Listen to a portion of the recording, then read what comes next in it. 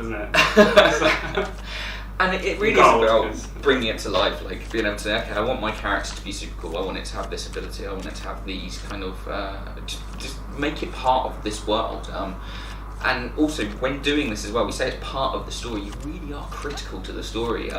Once you've created your character, one of the coolest things I think I've ever seen is when you make your character, he then appears in the cutscenes and in the videos.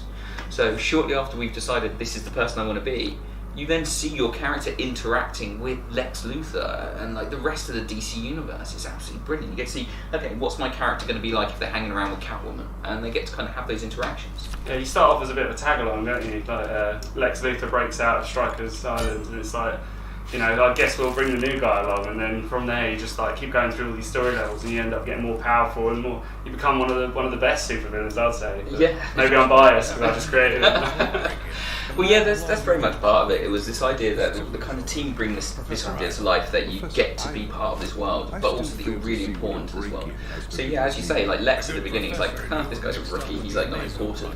But very quickly you kind of realise you're actually really important. Like you're one of the most powerful kind of villains in this story, and you get more and more abilities. So as the other kind of characters start reacting to you, they're like, oh, hang on, this guy's really important. Actually, we should hang around. He with means him. business. Speaking of which, I think I'm about to enter through the doors now, aren't I, actually? Ta-da! Here I come. So there we have it. It's just brilliant. You get to make your characters, put them into the world, and actually see them properly come to life in this world. And my uniform? Oh wait, there they are. What?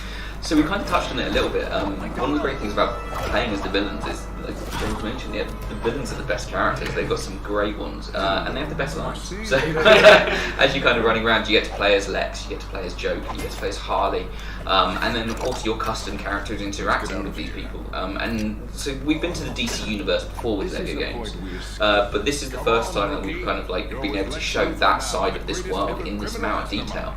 So even if you come and you play the previous Lego title, and say you played the game and you go, you know what, I played as the Joker before, this is a completely different experience. We've really kind of revamped how the Joker looks and feels in this game.